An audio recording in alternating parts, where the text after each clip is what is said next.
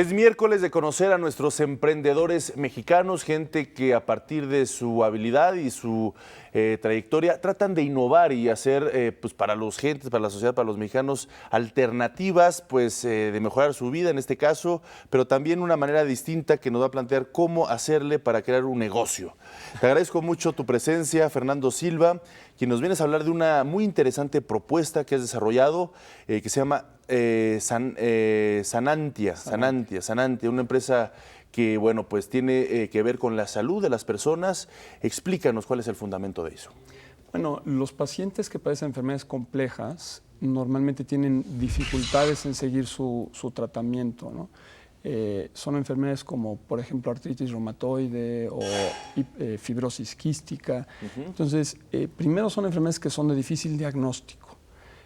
Segundo, normalmente son enfermedades con las que va a tener que vivir el paciente muchos años. Claro. Y tiene que llevar un cuidado muy especializado. Entonces, el tema con el paciente viene desde el momento en el que el médico le diagnostica una de estas enfermedades, que es todo un shock de qué va a pasar con su vida, cómo van a cambiar las cosas, si va a vivir, si se va a morir. Entonces, nosotros lo que desarrollamos fue una plataforma que nos permite conocer mejor la situación del paciente, acompañarlo a lo largo de su enfermedad de manera que logre los mejores cuidados posibles. Por ejemplo, un paciente con fibrosis quística, su promedio esperanza de vida en México llega alrededor de los 18 años. En Canadá llega a los 51.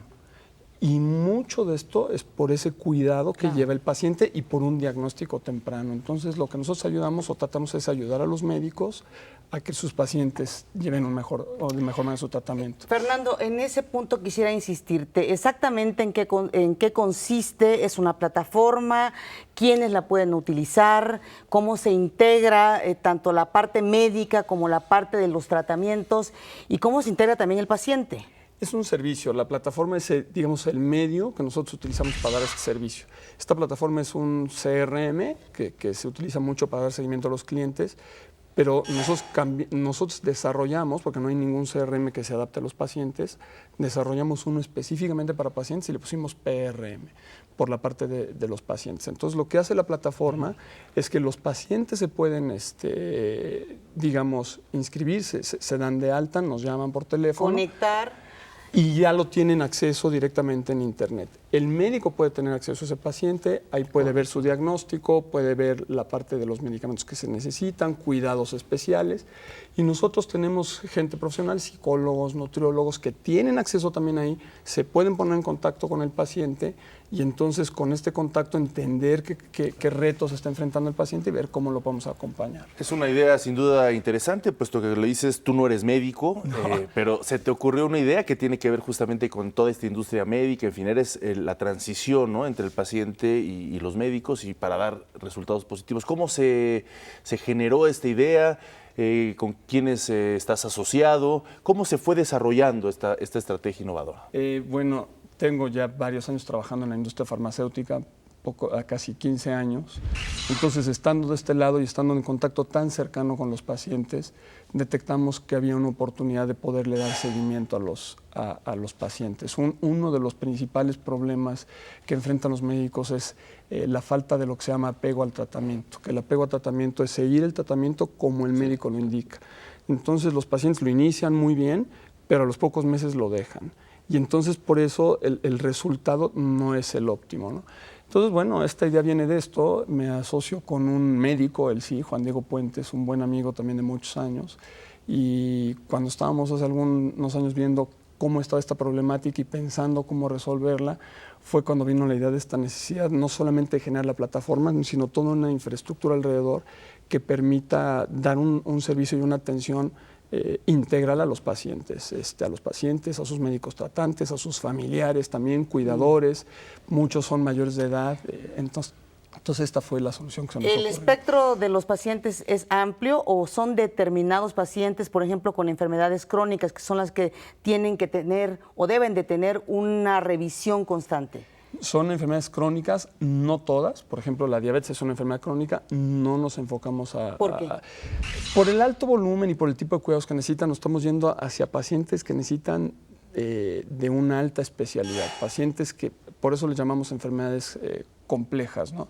Donde necesitan otro tipo de medicamentos, otro tipo de cuidados. Muchos de estos pacientes toman 6, 7, algunos llegan a tomar hasta 20 medicamentos. Entonces, ese es el tema con estos pacientes. Son los que verdaderamente es muy difícil para ellos solos poder sobrellevar su enfermedad. ¿Qué enfermedades, por ejemplo, consideran ustedes en esta plataforma? Pues mencionábamos enfermedades reumáticas como artritis reumatoide, lupus, espondilitis anquilosante, están enfermedades ya de tipo neumológico como fibrosis quística que mencionaba, esclerosis múltiple, que son enfermedades neurológicas, son el tipo de enfermedades que atendemos. ¿Qué le recomiendas a los jóvenes que nos están viendo y que pues de alguna otra forma se han interesado en el sector o en la industria farmacéutica, médica o en la industria de la salud, pero que pues a lo mejor lo ven muy alejado, ¿no? Es decir, piensan que tienen que estudiar mucho, que tienen que especializar o como tú dices, se tienen que aliar con un médico. ¿Es difícil que un joven pueda emprender estas áreas o basta con ciertas guías, con ciertas tendencias? Pues como todo, ¿no? Yo creo que hay que conocer bien en lo que te estás metiendo, ¿no? Yo diría, si se interesan por la industria o de la parte de la salud, de cuidados de la salud, hay que conocerlo bien, hay que leer, hay que informarse, hay que buscar con las enfermedades. Nosotros, yo les mencionaba que tenía muchos años, cuando salió esta idea, platicamos con muchos médicos, claro, platicamos con muchos pacientes, con familiares. Entonces, yo eso es lo que les diría, hay que acercarse, como en la salud o en cualquier negocio, hay que acercarse al cliente, ¿no? Ahora, en el caso de los emprendedores, Fernando, ¿hay más apoyos para poder emprender en este país? O sea, ¿sí es una realidad o cómo está este asunto? No, es una realidad, ¿no? Lo que pasa es que a veces uno los ve lejos, pero también hay que meterse, hay que informarse. Cuando surge esta idea y vimos la necesidad de capital, pues nos metimos a buscar opciones, ¿no? Nuestro proyecto lo fondeó el INADEM, el Instituto Nacional del Emprendedor. Todo esto conlleva un proceso, hay que leer las convocatorias, entender bien, recabar información que se requiere, porque evidentemente hay competencia para esto, pero claramente se puede hacer. Y bueno, y hoy día existen otros medios de fondos de inversión, los que se llaman angel investors, estos inversionistas ángel que también fondean proyectos. La verdad es que dinero hay, ¿eh? Es cuestión de buscarle.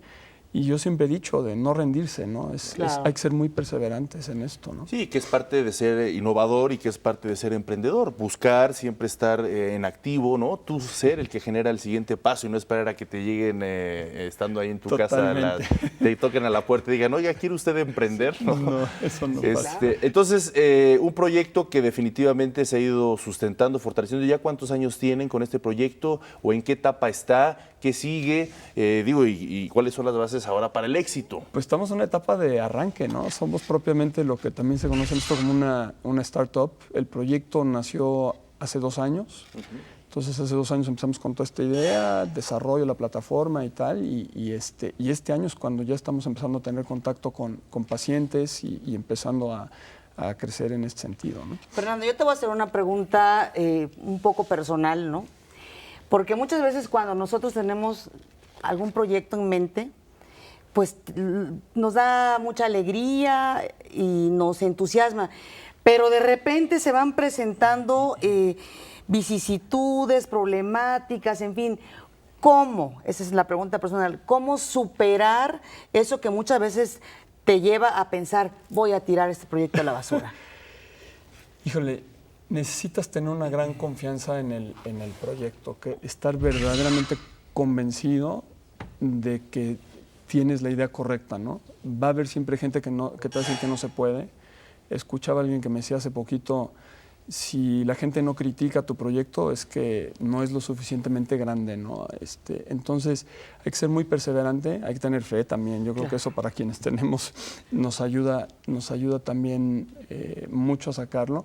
Y es eso, es creer y estar convencido en lo que estás haciendo para perseverar, porque ciertamente hay momentos difíciles. Sí, claro, que dan ganas de decir, ya no, pero ahí está la posibilidad de continuar con un proyecto interesante. Muchas gracias, Fernando, por estar aquí y ojalá que las personas que te escucharon y te vieron, pues crean en ellos y emprendan algo interesante en mente. Nosotros vamos a hacer una pausa. Les recuerdo que esto es México al Día.